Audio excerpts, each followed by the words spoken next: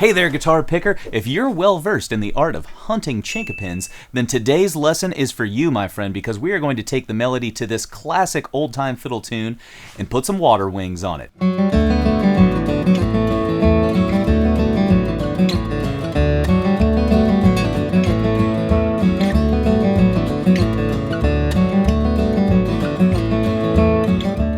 Making melodies float is one of my favorite techniques to employ on old-time and bluegrass fiddle tunes. If this is your first time hearing floating in reference to the guitar, I'm not talking about throwing your axe in the nearest river. What I'm talking about is playing melodies up the neck on lower strings to take advantage of open, sustaining notes to get kind of like a piano sustain pedal tone on our arrangements.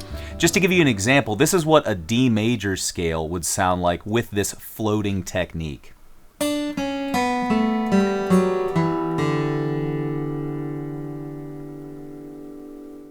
So you can tell there by the end of that scale, I'm left with 4 strings sustaining at the same time. And it gives you this kind of resonant, reverby kind of effect. So in today's version of Chinquapin Hunting, we're going to be utilizing this floating technique to dress up the melody to this classic old-time fiddle tune. I can't play any floating version of anything without giving major props to my friend and guitar master Kenny Smith. Kenny is one of the best bluegrass and acoustic musicians out there, and he really pioneered this technique that has come to be known as floating. Today's version is one of my own, and if you've been around here for a while, you may have seen the simple melody rendition of Chinquapin Hunting that I have before. So just to give you a clear idea of the difference between these two versions, check out the simple melody versus the floating melody.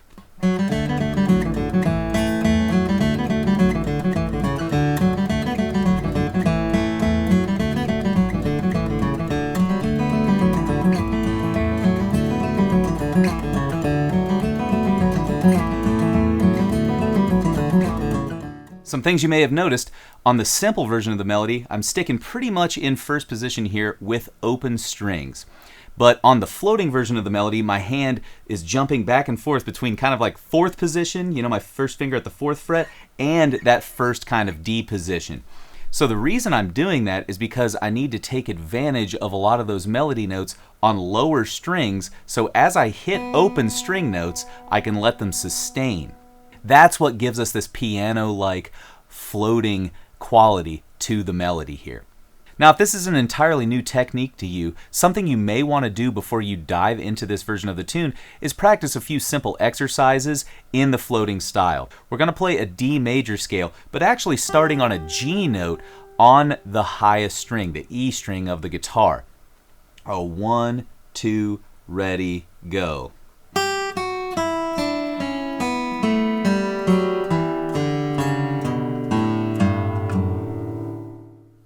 Isn't that really cool? Let's try it one more time. 1, 2, ready, go.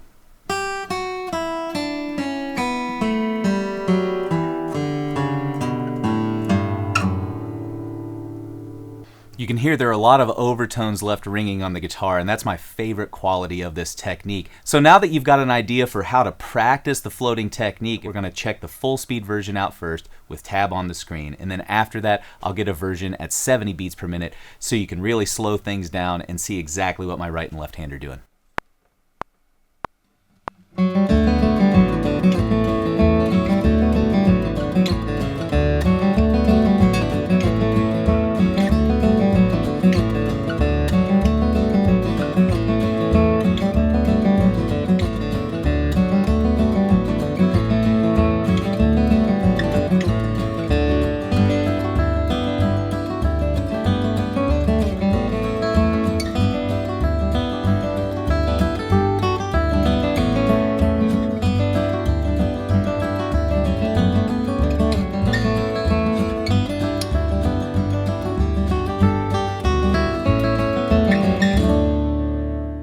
All right, there's the fast version, my friend. Let's go ahead and dive into that slow tempo version of Chinquapin Hunting at 70 beats per minute.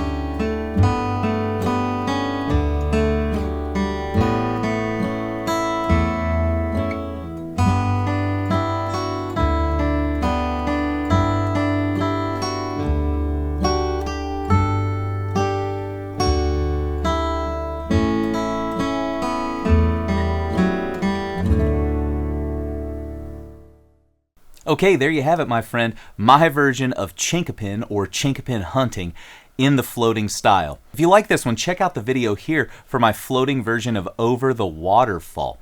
This is something that I really like to do to a lot of fiddle tunes, and my guess is that you're going to see a few more versions of fiddle tunes up here in the floating style. Before we get out of here today, if you haven't had a chance, hit that subscribe button below and the bell notification button if you enjoyed today's lesson. Also, if you want tab, sheet music, backing tracks, and access to a community of learners just like you, go ahead and check out that link below in the description to my guitar club. Alright, music maker, thanks so much for checking this video out. Don't go anywhere though, we've got more great videos right here.